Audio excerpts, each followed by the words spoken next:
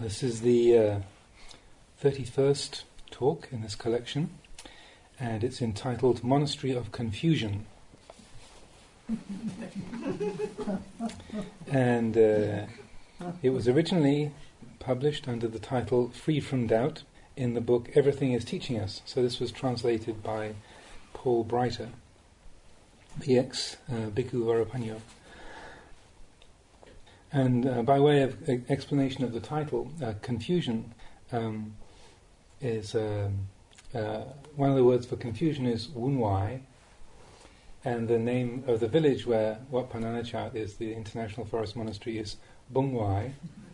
And so Ajahn Chah was very fond of making word plays. So rather than it used to be more often known as Wat Bungwai rather than Wat Pah Nanachat. So everyone would call it Wat Bungwai. So he said he would make this play on words about Wat Bungwai and Wat Wunwai. So,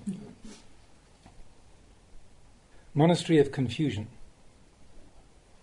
Staying or going is not important, but our thinking is. So all of you, please work together, cooperate and live in harmony. This should be the legacy you create here at Wat Pah Nanachat, Bungwai, the International Forest Monastery of Bungwai District. Don't let it become Wat Pah Nanachat Wunwai, the International Forest Monastery of Confusion and Trouble. Whoever comes to stay here should be helping create this legacy. The way I see it, the lay people are providing robes, material, alms food, the dwelling place, and medicines in appropriate measure. It's true that they are simple country folk, but they support you out of their faith as best they can. Don't get carried away with your ideas of how you think that they should be, such as, oh, I try to teach these lay people, but they do make me upset. Today's the observance day, and they come to take the precepts, and tomorrow they'll go casting their fishing nets. They'll drink their whiskey. They do these things right out there where anyone can see. Then the next observance day, they come back here again. They'll take the precepts, listen to the Dhamma talk again, and then they go out and put their nets again, kill animals again, and drink again. You can get pretty upset thinking like this. You'll think that your activities with the lay people don't bring any benefit at all. Today they take the precepts, and tomorrow they go casting fishing nets. A monk without much wisdom might get discouraged and feel he's failed, thinking his work bears no fruit. But it's not that his efforts have no result. It's those lay people who get no result. Of course, there is some good result from making efforts at virtue. So when there is such a situation, and we start to suffer over it, what should we do? We contemplate within ourselves to recognize that our good intentions have brought some benefit and do have meaning. It's just that the spiritual faculties of those people aren't developed. They aren't strong yet. That's how it is for now. So we patiently continue to advise them. If we just give up on such people, they're likely to become worse than they are now. If we keep at it, they may come to maturity one day and recognize their unskillful actions. Then they will feel some remorse and start to be ashamed of doing such things. Right now, they have the faith to support us with material offerings, giving us our requisites for living. I've considered this. It's quite a big deal. It's no small thing. Donating our food, our dwellings, the medicines to treat our illnesses, it's not a small thing. We're practicing for the attainment of Nibbana. If we don't have any food to eat, that'll be pretty difficult. How would we sit in meditation? How would we be able to build this monastery? We should recognize when people's spiritual faculties are not yet mature. So, what should we do? We're like someone selling medicine. You've probably seen or heard them driving around with their loudspeakers, touting the different medicines that they have for different maladies. People who have bad headaches or poor digestion might come to buy. We can accept money from those who buy our medicine. We don't take money from someone who doesn't buy anything. We can feel glad about the people who do buy something. If others stay in their houses and don't come out to buy, we shouldn't get angry with them for that. We shouldn't criticize them. If we teach people but they can't practice properly, we shouldn't be getting angry with them. Don't do that. Don't criticize them, but rather keep on instructing them and leading them along. Whenever their faculties have ripened sufficiently, then they will want to do it. Just like when we're selling medicine, we just keep on doing our business. And when people have ailments that trouble them, they will buy. Those who don't see a need to buy medicine probably aren't suffering from any such conditions. So, never mind. Keeping at it with this attitude, these problems will be done with. There were such situations in the Buddha's time too. We want to do it right, but somehow we can't get there yet. Our own faculties are not sufficiently mature. Our bharami are not complete. It's like fruit that's still growing on the tree. You can't force it to be sweet. It's still unripe. It's small and sour, simply because it hasn't finished growing. You can't force it to be bigger, to be sweet, to be ripe. You have to let it ripen according to its nature. As time passes and things change, people may come to spiritual maturity. As time passes, the fruit will grow, ripen and sweeten of its own accord. With such an attitude you can be at ease. But if you're impatient and dissatisfied, you keep asking, why isn't this mango sweet yet? Why is it sour?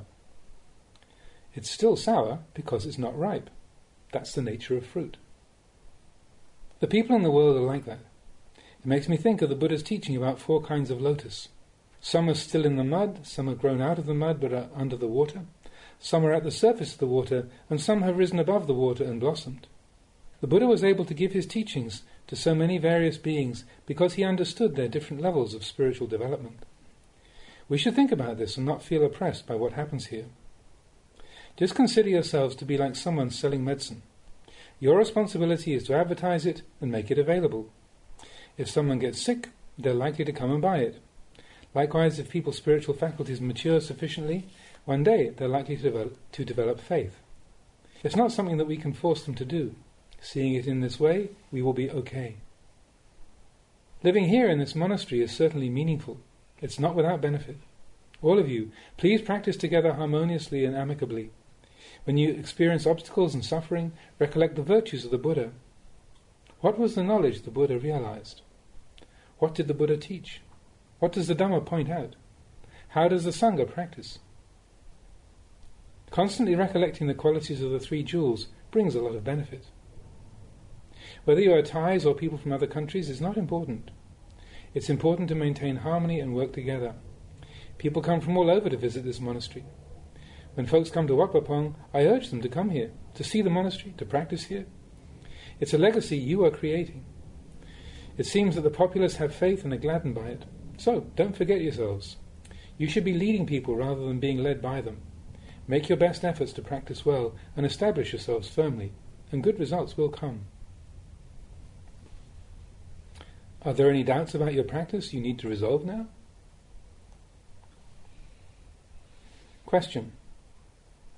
When the mind isn't thinking much, but is in a sort of dark and dull state, is there something we should do to brighten it, or should we just sit with it? Answer. Is this all the time, or when you're sitting in meditation? What exactly is this darkness like? Is it a lack of wisdom? When I sit to meditate, I don't get drowsy, but my mind feels dark, sort of dense or opaque. So, you would like to make your mind wise, right?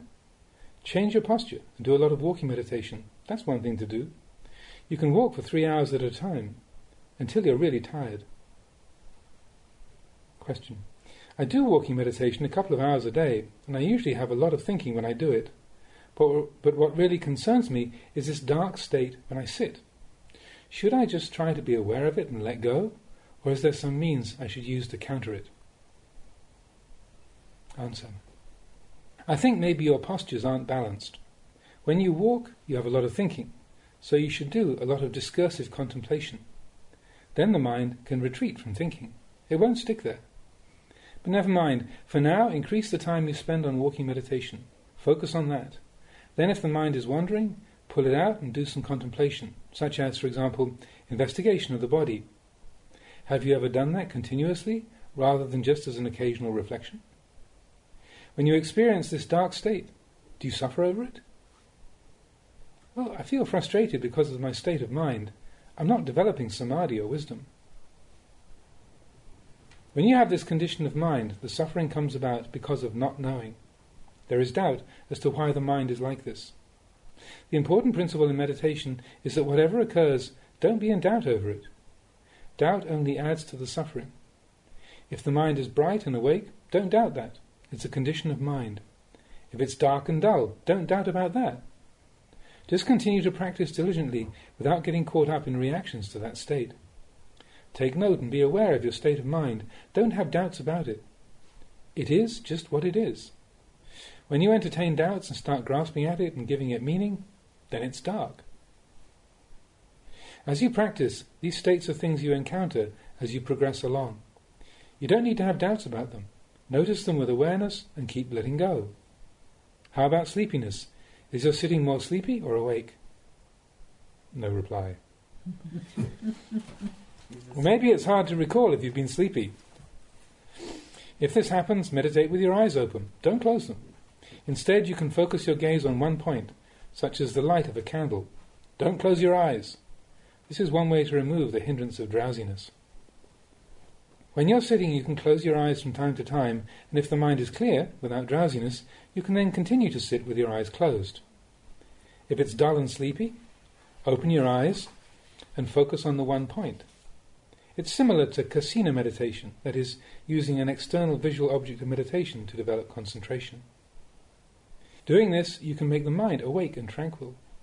The sleepy mind isn't tranquil. It's obscured by hindrance, and it's in darkness. We should talk about sleep also. You can't simply go without sleep. That's the nature of the body. If you're meditating and you get unbearably, utterly sleepy, then let yourself sleep. This is one way to quell the hindrance when it's overwhelming you. Otherwise, you practice along, keeping the eyes open if you have this tendency to get drowsy. Close your eyes after a while and check your state of mind. If it's clear, you can practice with eyes closed. Then after some time, take a rest. Some people are always fighting against sleep. They force themselves not to sleep, and the result is, when they sit, they're always drifting off to sleep and falling over themselves, sitting in an unaware state. Question. Can we focus on the tip of the nose? Answer. That's fine, whatever suits you. Whatever you feel comfortable with and helps you fix your mind, focus on that. It's like this. If we get attached to the ideals and take the guidelines that we're given in the instructions too literally, it can be difficult to understand.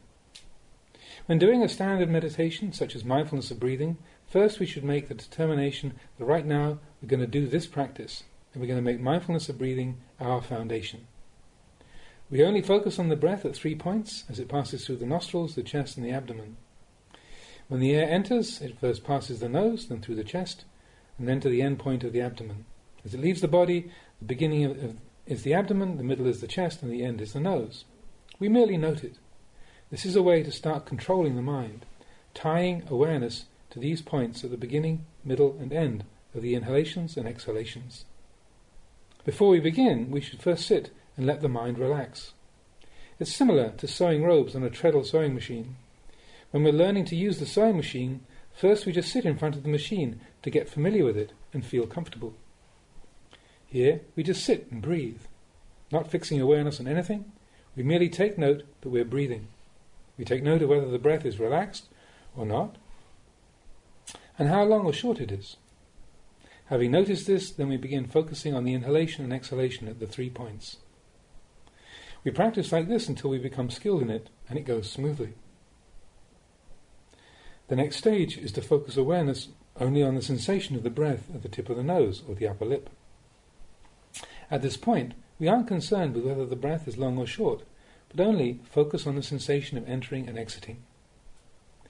Different phenomena may contact the senses, or thoughts may arise.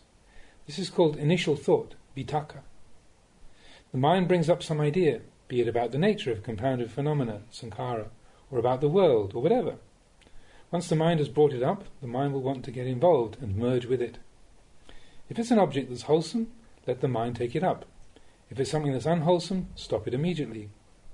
If it is something wholesome, let the mind contemplate it, and gladness, satisfaction, and happiness will come about.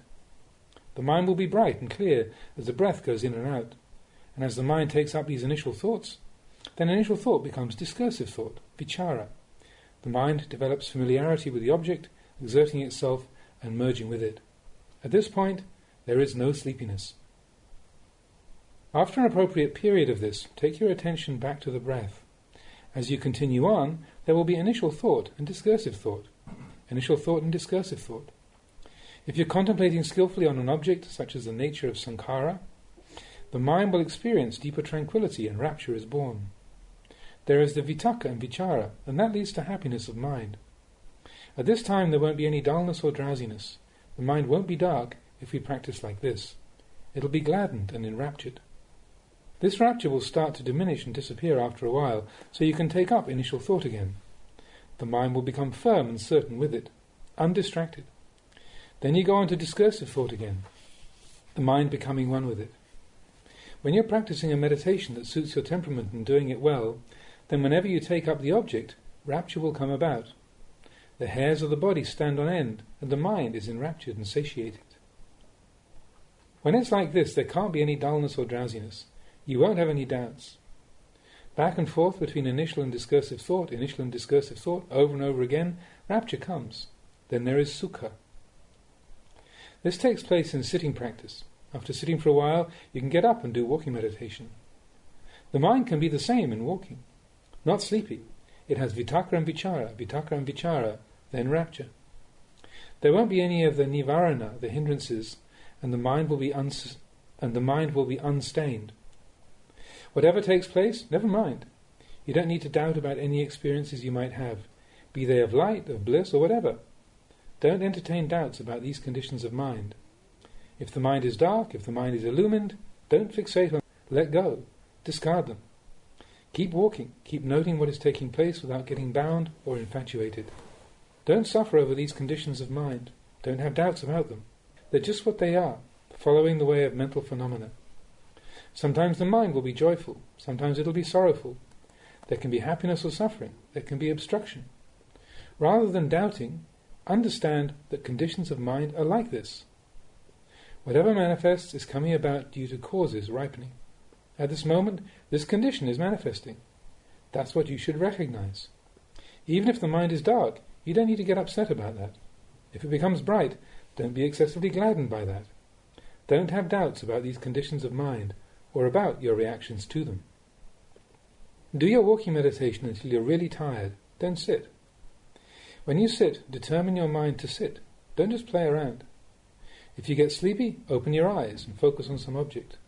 Walk until the mind separates itself from thoughts and is still, then sit. If you are clear and awake, you can close your eyes. If you get sleepy again, open your eyes and look at an object. Don't try to do this all day and all night. When you're in need of sleep, let yourself sleep. Just as with our food, once a day we eat. The time comes when we give food to the body. The need for sleep is the same. When the time comes, give yourself some rest. When you've had an appropriate rest, get up. Don't let the mind languish in dullness, but get up and get to work. Start practicing. Do a lot of walking meditation. If you walk slowly and the mind becomes dull, then walk fast. Learn to find the right pace for yourself. Question. Are vitaka and vichara the same? Answer. You're sitting and suddenly the thought of someone pops into your head. That's vitaka, the initial thought. Then you take that idea of the person and start thinking about them in detail. Vitaka picks up the idea, vichara investigates it. For example, we pick up the idea of death and then we start considering it. I will die, others will die, every living being will die. When they die, where will they go? Then stop. Stop and bring it back again. When it gets running like that, stop it again, and then go back to mindfulness of the breath. Sometimes the discursive thought will wander off and not come back, so you have to stop it. Keep at it until the mind is bright and clear. If you practice vichara with an object that you are suited to, you may experience the hairs of your body standing on end, tears pouring from your eyes, a state of extreme delight. Many different things occur as rapture comes. Question. Can this happen with any kind of thinking, or is it only in a state of tranquility that it happens? It's when the mind is tranquil. It's not ordinary mental proliferation. You sit with a calm mind, and then the initial thought comes. For example, I think of my brother who just passed away. Or I might think of some other relatives. This is when the mind is tranquil. The tranquility isn't something certain, but for the moment the mind is tranquil. After this initial thought comes, I go into discursive thought. If it's a line of thinking that's skillful and wholesome, it leads to ease of mind and happiness, and there's rapture with its attendant experiences. This rapture came from the initial and discursive thinking that took place in a state of calmness. We don't have to give it names such as first jhana or second jhana and so forth. We just call it tranquility. The next factor is bliss, sukha. Eventually we drop the initial and discursive thinking as tranquility deepens. Why? The state of mind is becoming more refined and subtle. Vitakka and vichara are relatively coarse, and they will vanish. There will remain just the rapture accompanied by bliss and one-pointedness of mind. When it reaches full measure, there won't be anything. The mind is empty. That's absorption concentration. We don't need to fixate or dwell on any of these experiences. They will naturally progress from one to the next. At first, there is initial and discursive thought, rapture, bliss, and one-pointedness. Then initial and discursive thinking are thrown off, leaving rapture, bliss, and one-pointedness. Rapture is thrown off, then bliss, and finally only one-pointedness and equanimity remain. It means the mind becomes more and more tranquil, and its objects are steadily decreasing until there's nothing but one-pointedness and equanimity. When the mind is tranquil and focused, this can happen. It is the power of mind, the state of the mind that has attained tranquility. When it's like this, there won't be any sleepiness. It can't enter the mind. It'll disappear. The other hindrances of sensual desire, aversion, doubt and restlessness and agitation won't be present. Though they may still exist latent in the mind of the meditator, they won't occur at this time. Question. Should we be closing our eyes so as to shut out the external environment, or should we just deal with things as we see them? Is it important whether we open or close the eyes? Answer. When we're new to training, it's important to avoid too much sensory input, so it's better to close the eyes. Not seeing objects that can distract us and affect us, we build up the mind's strength. When the mind is strong, then we can open the eyes, and whatever we see won't sway us. Open or closed won't matter. When you rest, you normally close your eyes. Sitting in meditation with eyes closed is the dwelling place for a practitioner. We find enjoyment and rest in it. This is an important basis for us. But when we're not sitting in meditation, will we be able to deal with things? We sit with eyes closed and we profit from that. When we open our eyes and leave the formal meditation, we can handle whatever we meet. Things won't get out of hand. We won't be at a loss. Basically, we're just handling things. It's when we go back to our sitting that we really develop greater wisdom. This is how we develop the practice. When it reaches fulfillment, it doesn't matter whether we open or close the eyes. It'll be the same. The mind won't change or deviate. At all times of the day, morning, noon or night, the state of the mind will be the same. We dwell thus. There is nothing that can shake the mind. When happiness arises, we recognize it's not certain, and it passes. Unhappiness arises, and we recognize it's not certain, and that's that. You get the idea that you want to disrobe? This is not certain. But you think it's certain. Before you wanted to be ordained, and you were so sure about that. Now you're sure you want to disrobe. It's all uncertain, but you don't see it because of your darkness of mind. Your mind is telling you lies. Being here, I'm only wasting my time. If you disrobe and go back to the world, won't you waste your time there? You don't think about that. Disrobing to work in the fields and gardens, to grow beans or raise pigs and goats, won't that be a waste of time? There was once a large pond full of fish. As time passed, the rainfall decreased and the pond became shallow. One day a bird showed up at the edge of the pond. He told the fish, "I really feel sorry for you fish. Here you barely have enough water to keep your backs wet. Do you know that not very far from here there's a big lake, several meters deep, where the fish swim happily?" When the fish in that shallow pond heard this, they got excited. They said to the bird, "Oh, sounds good, but how could we get there?" The bird said, "No problem. I can carry you in my bill, one at a time." The fish discussed it amongst themselves. It's not so great here anymore. The water doesn't even cover our heads. We ought to go." So they lined up to be taken by the bird. The bird took one fish at a time. As soon as he flew out of sight of the pond, he landed and ate the fish. Then he would return to the pond and tell them, "Your friend is right at this moment swimming happily in the lake, and he asks when you'll be joining him." It sounded fantastic to the fish. They couldn't wait to go, so they started pushing to get to the head of the line. The bird finished off the fish like that. Then he went back to the pond to see if he could find any more. There was only one crab there, so the bird started his sales pitch about the lake. The crab was sceptical.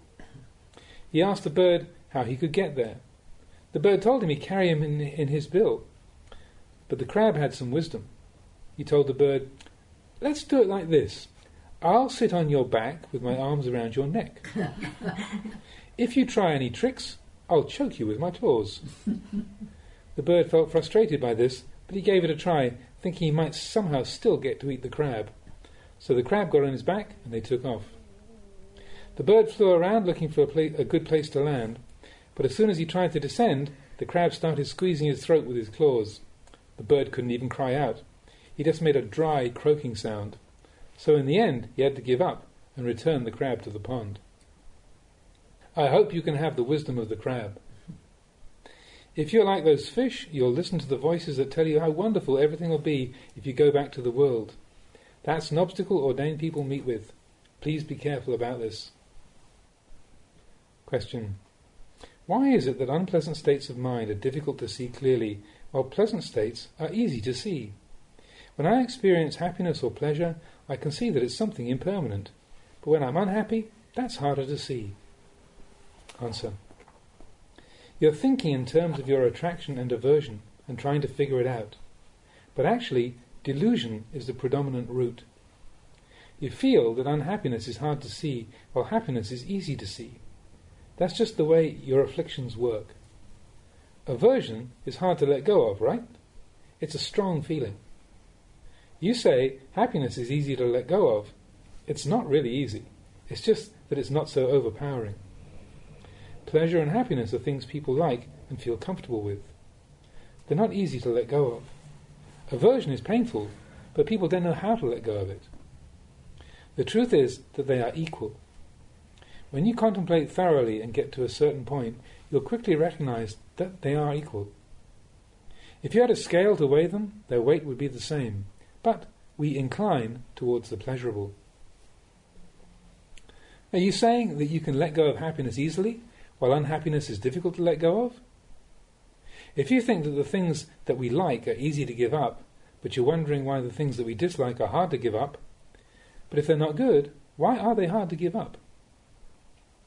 It's not like that. Think anew. They are completely equal. It's just that we don't incline to them equally. When there is unhappiness, we feel bothered. We want it to go away quickly, and so we feel it's hard to get rid of. Happiness doesn't usually bother us, so we're friends with it, and we feel we can let go of it easily. It's not like that. It's not oppressing and squeezing our hearts, that's all. Unhappiness oppresses us. We think one has more value or weight than the other, but in truth they're equal. It's like heat and cold. We can be burned to death by fire, we can also be frozen stiff by cold, and we die just the same. Neither is greater than the other. Happiness and suffering are like this, but in our thinking we give them different values. Or consider praise and criticism. Do you feel that praise is easy to let go of, and criticism is hard to let go of? They're really equal. But when we are praised, we don't feel disturbed. We're pleased. But it's not a sharp feeling. Criticism is painful, so we feel it's hard to let go of. Being pleased is also hard to let go of, but we're partial to it, so we don't have the same desire to get rid of it quickly. The delight we take in being praised and the sting we feel when criticized are equal. They're the same. But when our minds meet these things, we have unequal reactions to them. We don't mind being close to some of them. Please understand this. In our meditation we will meet with the arising of all sorts of mental afflictions. The correct outlook is to be ready to let go of it all, whether pleasant or painful. Even though happiness is something we desire, and suffering is something that we don't desire, we recognize they are of equal value. These are things that we will experience. Happiness is wished for by people in the world. Suffering is not wished for. Nibbana is something beyond wishing or not wishing. Do you understand? There is no wishing involved in Nibbana. Wanting to get happiness, wanting to be free of suffering, wanting to transcend happiness and suffering, there are none of these things. It is peace. As I see it, realizing the truth doesn't happen by relying on others. You should understand that all doubts will be resolved by your own efforts, by continuous energetic practice. We won't get free of doubt by asking others. We will only end doubt through our own unrelenting efforts. Remember this. It's an important principle in practice. The actual doing is what will instruct you. You will come to know all right and wrong. The Brahmin shall reach the exhaustion of doubt through unceasing practice, quote unquote. It doesn't matter wherever we go. Everything can be resolved through our own ceaseless efforts. But we can't stick with it. We can't bear the difficulties we meet. We find it hard to face up to our suffering and not run away from it. If we do face it and bear with it, then we gain knowledge, and the practice starts instructing us automatically, teaching us about right and wrong and the way things really are. Our practice will show us the faults and ill results of wrong thinking. It really happens like this. But it's hard to find people who can see it through. Everyone wants instant awakening. Rushing here and then following your impulses, you only end up worse for it. Be careful about this. I've often taught that tranquility is stillness. Flowing is wisdom. We practice meditation to calm the mind and make it still.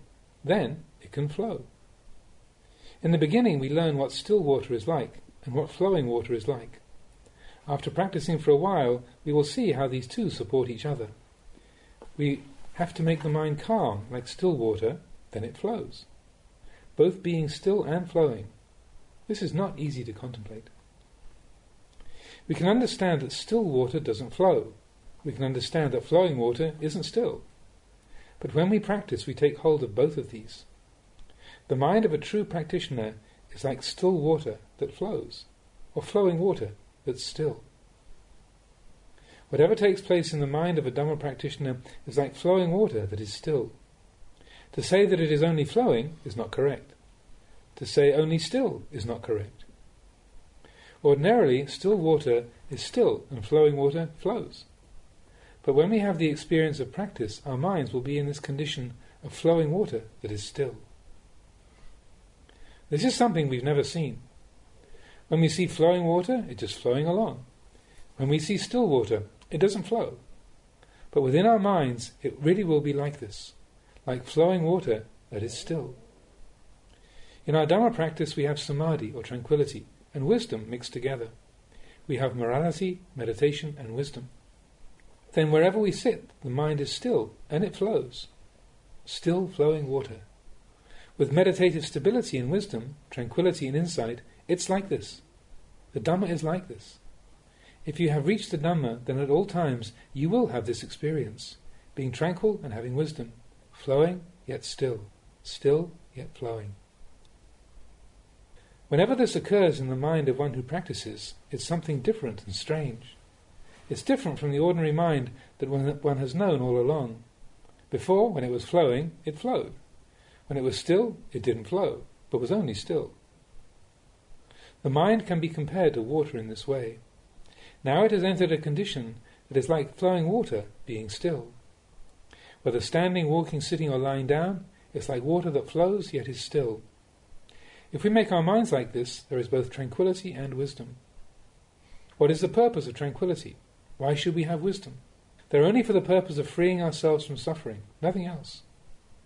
At present we're suffering, living with dukkha, not understanding dukkha, and therefore holding on to it. But if the mind is, as I've been speaking about, there will be many kinds of knowledge. One will know suffering, know the cause of suffering, know the cessation of suffering, and know the way of practice leading to the end of suffering. These are the Four Noble Truths. They appear of themselves when there is still flowing water. When it's like this, then, no matter what we're doing, we will have no heedlessness. The habit of heedlessness will weaken and disappear. Whatever we experience, we won't fall into heedlessness because the mind will naturally hold fast to the practice. It'll be afraid of losing the practice. As we keep on practicing and learning from experience, we will be drinking of the Dhamma more and more, and our faith will keep increasing. For one who practices, it has to be like this. We shouldn't be the kind of person who merely follows the others. If our friends aren't doing the practice, we won't do it either, because we would feel embarrassed. If they stop, we stop. If they do it, we do it. If the teacher tells us to do something, we do it. If he stops, we stop. This is not a very quick way to realization.